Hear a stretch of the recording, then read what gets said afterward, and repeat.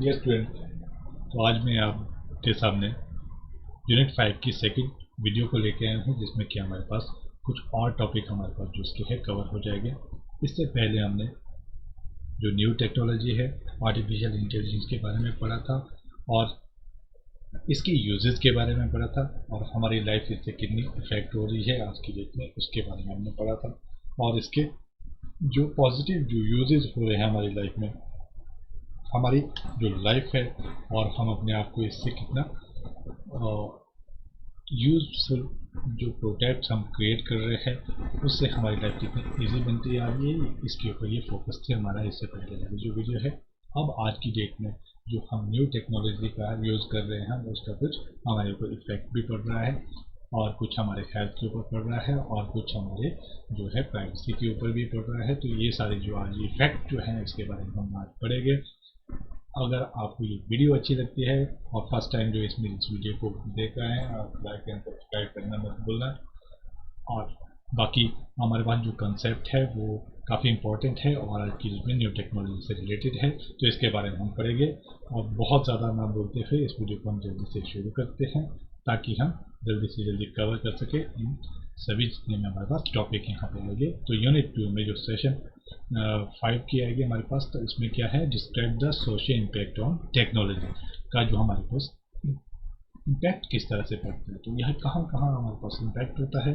जैसे फर्स्ट हमारे पास टॉपिक इसमें सेशन 1 क्या लेके चलते हैं, द इम्पैक्ट ऑन हेल्थ के ऊपर किस तरह से आएगा, साइबर क्राइम क्या चीज़ होती है और इसका हमारे जो ऊपर इम्पैक्ट से लेकर या फिर इसका बैड इम्पैक्ट कितना हो सकता है, कितना इसका यूज़ हो सकता है किसी और वे से, तो इसके बारे में पढ़ेंगे। प्राइवेसी के ऊपर हमारे ऊपर क्या इम्पैक्ट पड़ता है, हमारी जो प्राइवेसी है वो किस तरह से डिस्टर्ब हो जाती है, या फिर अगर जो न्यू टेक्नोलॉजी है उसके यूज़ के साथ अगर कोई हमारी आइडेंटिटी या फिर हमारे जो डाटा को है उस डाटा को कोई स्टील कर लेता है, तो ये कभी भी बताने की चीज़ें नहीं है कि हमें इससे कितना बैड इम्पैक्ट हो सकता है आज की डेट में। तो इसके बारे में हम पढ़ेंगे और लास्ट में हम पढ़ेंगे the IT act of India.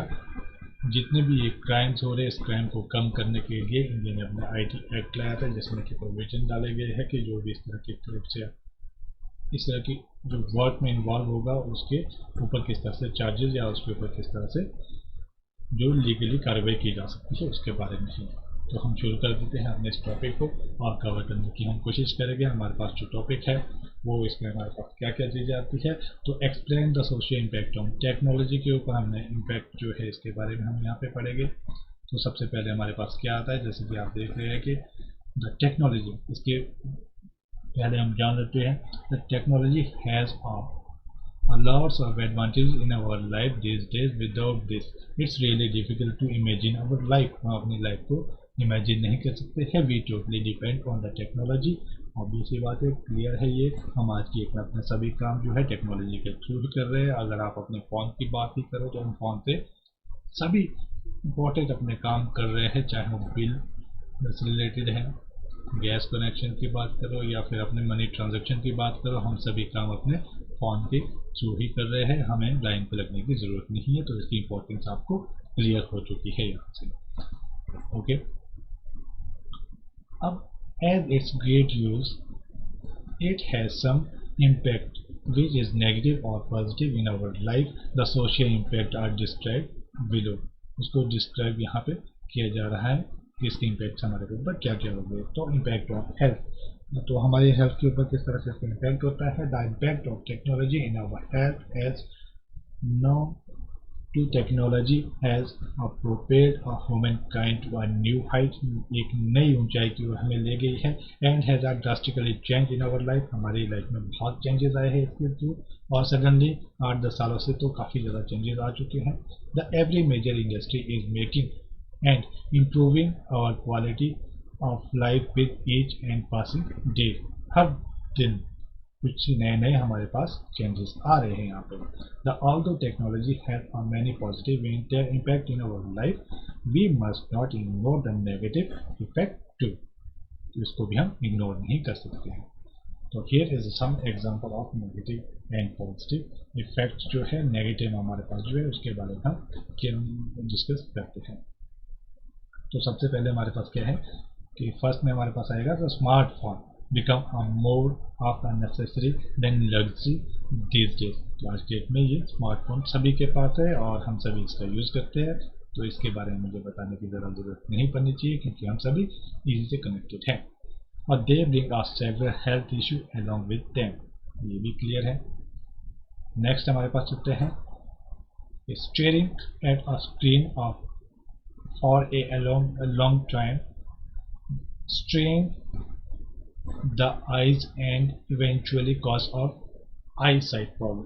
तो eyesight की जो प्रॉब्लम है आज की डेट में इसी से ज़्यादा हमारे पास हो रही है। तो हम ये देख पाते हैं आज की डेट में कि छोटे छोटे जो बच्चे हैं वो भी लेंसेज का यूज़ कर रहे हैं। तो ये इसके पीछे किसके कॉज है, हमारे पास जो है ये फ़ोन का हम ज़्यादा यूज़ कर रहे हैं या फिर और किसी और गैजेट्स का यूज़ कर रहे हैं, तो ये इसी का हमारे ऊपर इम्पैक्ट पड़ रहा है।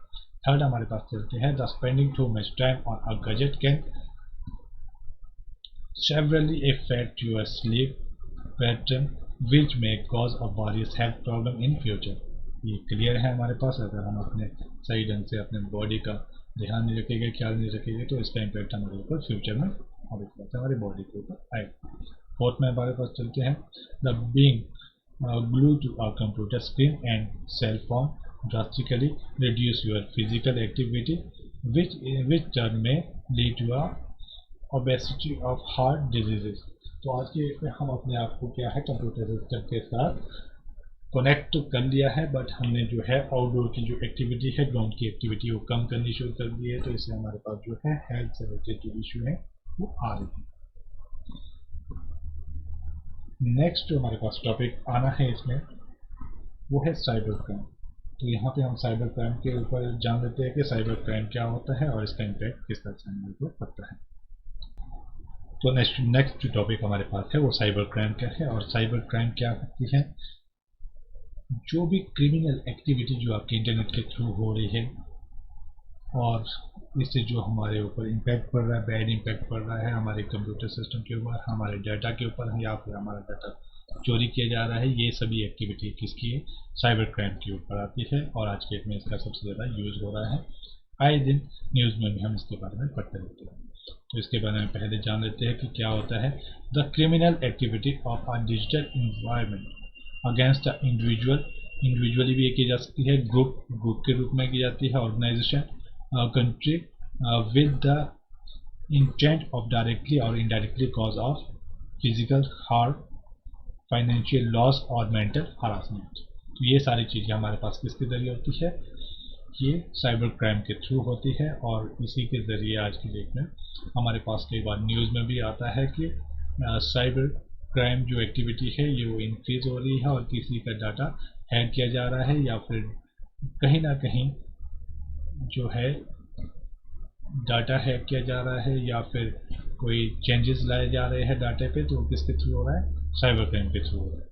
तो इसमें हमारे पास क्या चीज़ होती है इसके बारे में हम पढ़ लेते हैं। यहाँ पे हमारे देख लेते हैं कंप्यूटर अटैक, कंप्यूटर के ऊपर अटैक किए जाते हैं, वायरसेस हमारे कंप्यूटर सिस्टम में डाला जाता है, मॉलवेयर, रैंसमवेयर, ये सभी इसी के टाइप्स होते हैं। और जो क्या करते हैं, डिसेबल डाटा, डैमेज डाटा और ब्लैकमेलिंग, जो जितनी भी एक्टिविटी है वो इसमें इन्वॉल्व होती है।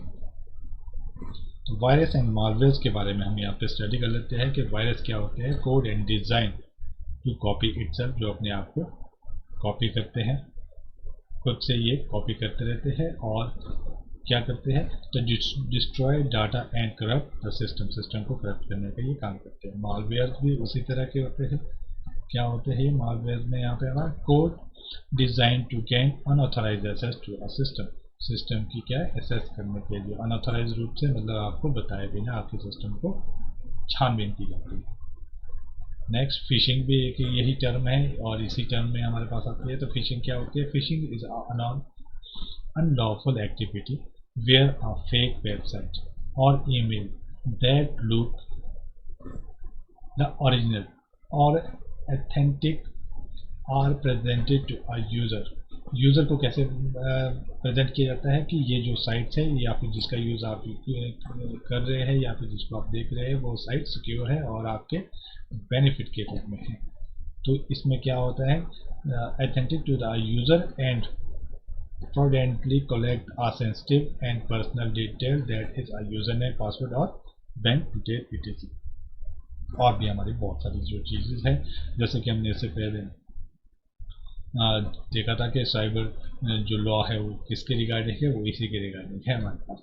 तो इस तरह की जो डिटेल्स है वो क्या है, हमारे से थेफ्ट करके ले जाती है, जिससे कि यूज़ किसका होगा, जो भी इसके पीछे इन्वॉल्व है और जो हमारे सिस्टम को हैक कर रहा है या फिर हमारे सिस्टम से जो जानकारी है उसको गैदर कर रहा है, उससे यूज़ ले रहा है।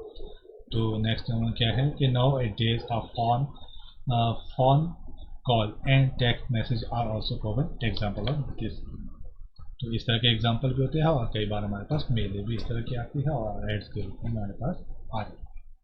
तो ये हमारे पास, और हैकिंग भी किसी तरह का हमारे पास कंसेप्ट आता है। हैकिंग क्या होती है, act of unauthorized access to our computer network और any digital system in order to steal a data and damage data. तो डाटा को चोरी करने के लिए और हमने डाटा को खराब करने के लिए इसका यूज़ किया जाता है, वो आपकी हैकिंग होती है। हैकिंग हम सभी को पता भी है, आज के डेट में हम आमतौर पर वर्ड यूज करते हैं कि आप मेरे सिस्टम को हैक तो नहीं कर रहे, हैकिंग की जा रही है। दैट मीन्स ये डाटा को खराब करना या फिर चोरी करके ले जाना हैकिंग में। तो यहाँ पे हमारे पास कुछ एक कंसेप्ट आए गए जो कि हम the some step to prevent a cyber crime, cyber crime को कम करने के लिए हम क्या कर सकते हैं। और यहाँ पे जितने भी मैंने यहाँ पे पॉइंट्स यहाँ कवर किए हैं, इसको आप 1 2 3 के रूप में भी अपनी कॉपी में लिख सकते हैं। और ये जो आपका टॉपिक है ये काफ़ी इंपॉर्टेंट है आपके एग्जाम के रिलेटेड, तो इसके आपने नोट्स अच्छे ढंग से बना लेने हैं। और आपको वीडियो अच्छी लगती है लाइक एंड सब्सक्राइब करना मत भूलिए। तो सबसे पहला हमारे पास क्या होगा कि स्टेप हम किस तरह के लेंगे। फर्स्ट में हमारे पास रहेगा द बैकअप डाटा, रेगुलरली अपने डाटा को बैकअप करते रहना है ताकि आप अपने डाटा को लॉस ना कर सको। नेक्स्ट में हमारे पास download from a secure site, non site, जो आपकी रेगुलरली साइट जो आप यूज़ कर रहे हैं वहीं से डाउनलोड करना है, किसी और साइट पे जाने की ज़रूरत नहीं है। और use the strong password third पे हमारे पास आएगा, तो इसको बताने की मुझे ज़रूरत नहीं है कि पासवर्ड स्ट्रॉन्ग कैसे बनता है। नेक्स्ट हमारे पास उसके बाद चलते हैं फोर्थ पे, the do no agree, do not agree the cookies और अननोन साइट्स, जो आपकी साइट जिस साइट को आप तरह से नहीं जानते हैं। द ऑलवेज क्लियर और browsing history if you using the other computer system. Other computer system में बोलने की बात है कि आप किसी और का सिस्टम यूज़ कर रहे हैं या फिर आपने कहीं साइबर कैफे में जाके अपने सिस्टम को यूज़ किया है जहाँ पे आपने आईडी लॉगिन की है, तो वहाँ से आपने क्या करना है, ब्राउजिंग हिस्ट्री को क्लियर करके जाना है जब भी जाते हैं। Avoid visiting in unverified website or link. We should also avoid to click in unwanted ads. तो ये भी क्लियर है हमारे पास। अब उसके बाद हमारे पास जो साइबर जो क्राइम्स है उसके बाद हमारे पास क्या टॉपिक आता है, वो आता है हमारे पास the impact of technology in privacy. हमारी प्राइवेसी के ऊपर क्या इम्पैक्ट हो रहा है और आज के में किस तरह से ये प्राइवेसी को हमारी तंग किया जा रहा है या फिर कम किया जा रहा है। तो प्राइवेसी के बारे में पहले आप समझ लो कि होती क्या है। The privacy is a right to be left alone, अकेले रहने का ही मतलब प्राइवेसी है। और आपके जो डाटा को अगर कोई और के पास ना जाए तो वो प्राइवेसी है, और अगर कोई और देख लेता तो आपकी प्राइवेसी डिस्टर्ब हो जाती है। And free from surveillance and unresponsible person intrusion, मतलब अवांछनीय रूप से आपको अगर देखा जा रहा है, आपको ऊपर नज़र रखी जा रही है या फिर आपको छेड़ा जा रहा है, वो इंट्रूजन का इसका मतलब होता है। तो सबसे पहले हमारे पास इसमें क्या है कि प्राइवेसी के रूप में किस तरह से इंटरप्ट किया जा रहा है। पहला है इलेक्ट्रॉनिक सर्विलेंस। इलेक्ट्रॉनिक सर्विलेंस क्या होते हैं? तो electronic surveillance involve monitoring people with a technology के साथ इन्वॉल्व किया जा रहा है, तो ऑफन विदाउट देयर नॉलेज, किसी और को बताए उसके ऊपर एक तरह का हम बोल सकते हैं कि सर्विलेंस के दायरे में रखना है कि देखा जा रहा है कि क्या कर रहा है, किस तरह से किया जा रहा है। ये आपकी जो है प्राइवेसी को डिस्टर्ब कर रहा है। किसके जरिए, किस तरह से हो सकती है? तो video recording, photography and audio recording are common electronic surveillance technique. तो यहाँ से हमें ये क्लियर हो चुका है ये किस तरह से।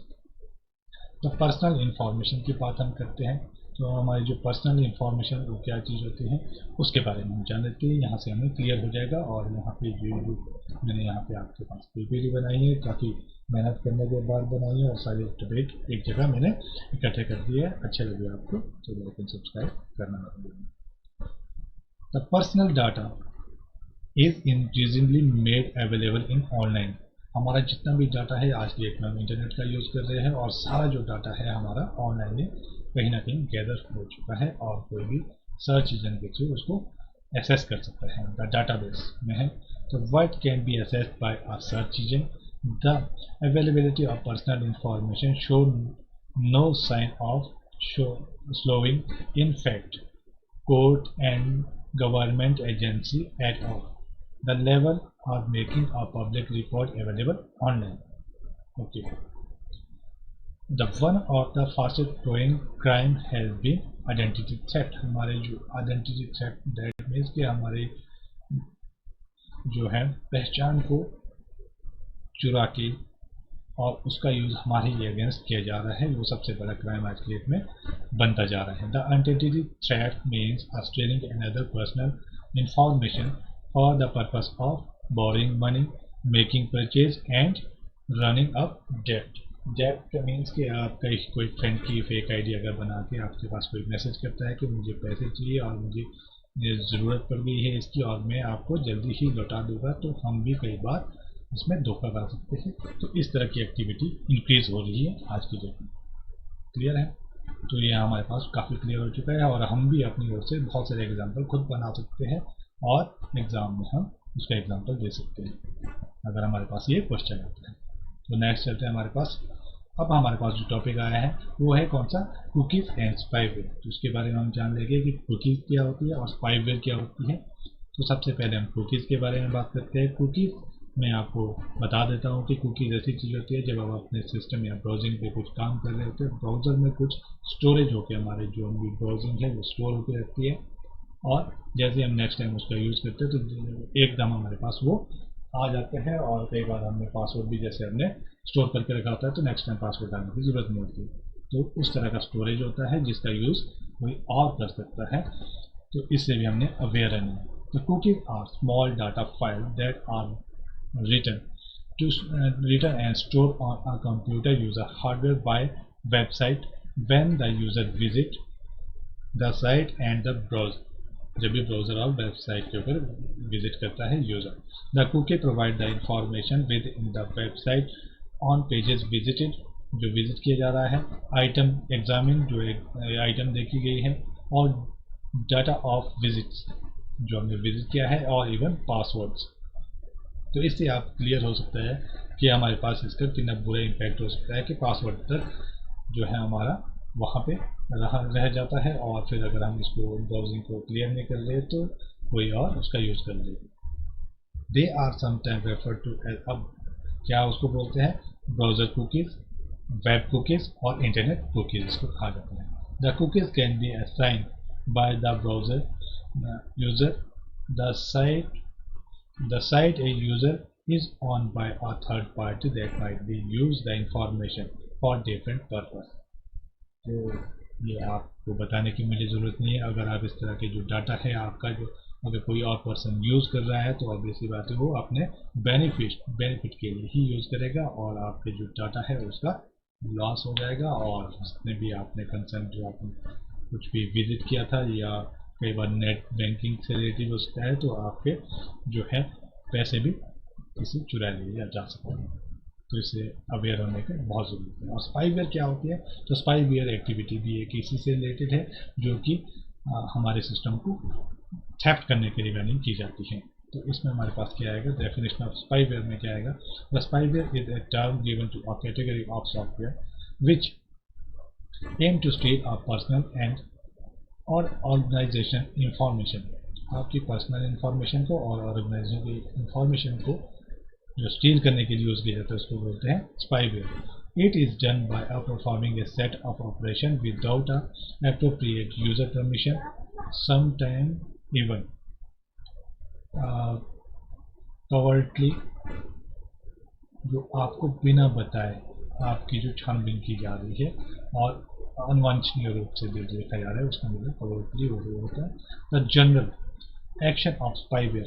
क्या होता है जनरल एक्शन, क्या होता है द परफॉर्म इंक्लूड ये होता है advertising, collection of personal information and changing user configuration setting of the computer।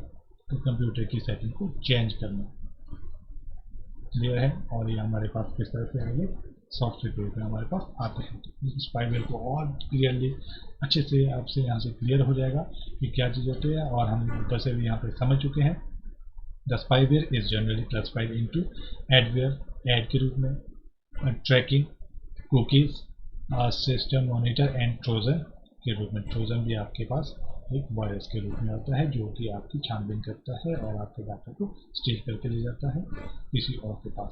The most common way of spyware to get into the computer system is through freeware, जो free software होता है, shareware, जो share हमारे पास किए जाते हैं, as a bundles of hidden component. Hidden component के साथ हमारे पास आता है। जब ये स्टोर होकर हमारे सिस्टम में चले जाते हैं तो हमारी ये फाइल को क्या करते हैं, स्टील कर लेते हैं और किसी और के पास इंफॉर्मेशन हमारी दे देते हैं। Once spyware get successfully installed it starts sending the data from the computer in a background to some other place। background some other place मतलब जिसने भी उसको बनाया है और जो भी इस क्रिएटिविटी एक्ट के पीछे है, तो उसके पास डाटा हमारा जो चला जाता है और वो हमारे डाटा का यूज़ अपने बेनिफिट के लिए करता है। ये बात हमारे क्लियर है। जिसके पास भी हमारा डाटा जाता है तो उसका यूज़ वो किसके लिए करेगा, अपने ही बेनिफिट के लिए करेगा। तो आई होप आपको यहाँ से कुकीज़ और स्पाईवेयर का जो कॉन्सेप्ट है वो भी क्लियर हो चुका है। तो अब यहाँ से हम समझ गए हैं कि हमारे पास इसका बैड इम्पैक्ट कितना अधिक हो सकता है अगर हम सही ढंग से इसका यूज़ नहीं कर रहे हैं। तो ये हमारे पास जो टेक्नोलॉजी है इसके कुछ गुड इम्पैक्ट के साथ साथ बैड इम्पैक्ट भी हमारे पास बहुत ज़्यादा है आज के लिए। तो आईटी एक्ट ऑफ इंडिया जो मैंने लास्ट जो टॉपिक है हमारे पास, इसके बारे में मैंने बताया था कि इन सभी को थोड़ा कम करने के लिए इंडिया के जरा आईटी एक्ट ऑफ इंडिया लाया गया था, जिसमें कि प्रोविजन डाले गए हैं कि अगर इस तरह की एक्टिविटी हो रही है, अगर किसी का पता चलता है तो उसके अगेंस्ट क्या है कार्रवाई की जा सकती है। तो उसके बारे में पढ़ते हैं। Legal measures of the protection of sensitive personal data and to safeguard the right of the internet user। तो इंटरनेट यूजर के राइट्स को थोड़ा सिक्योर रखने के लिए इसका यूज किया जाता है। The government of India given an information technology act 2000 known as ICT act इसको बोलते हैं, और एम्ड इन 2008 में इसको लाया गया था। और इसमें कुछ की पॉइंट्स हमारे पास यहाँ पे है तो उसके बारे में हम जानेंगे। The provides a guideline to the user on the processing, storage and transmission of sensitive information के बारे में इसमें बताया गया कि किस तरह से जो है इंफॉर्मेशन को हम यूज़ कर सकते हैं और किसी और के पास जाने से अगर कोई ले जाता है तो उसके अगेंस्ट क्या प्रोविजन हो सकते हैं। नेक्स्ट हमारे पास the provide a legal framework for electronic government by giving a recognition to electric record and digital signature के बारे में इसमें बताया गया। The act outline cyber crime and penalties for them. और नेक्स्ट इसमें हमारे पास क्या आता है, the act outline cyber crime and penalties for them. तो साइबर क्राइम की पेनल्टीज के बारे में बताया है। The act of providing legal framework for electronic governance by giving a recognition to electronic records and digital science. और ये हमारे ऊपर भी कवर हो चुका है, ये दोबारा से यहाँ पे ऐड हो चुका है तो इसको बताने की जरूरत नहीं है। The define cyber crimes and prescribe penalties, ये दोनों जो है ऊपर यहाँ पे ऐड हुए हैं हमारे इस तरह। तो इसमें जितना भी है हमारे पास आईटी एक्ट ऑफ इंडिया में हमें क्लियरली ये बताया गया है कि जो साइबर क्राइम के थ्रू अगर इस तरह की एक्टिविटी की जाती है तो उसको जो भी पर्सन है उसके अगेंस्ट किस तरह से कार्रवाई की जा सकती है उसके बारे में प्रोविजन पे बताया गया है, और किस तरह से कौन कौन से एक्ट के थ्रू उसके ऊपर चार्जेस जो लगाए जा सकते हैं आईटी एक्ट ऑफ इंडिया में इसके बारे में क्लियरली बताया गया है।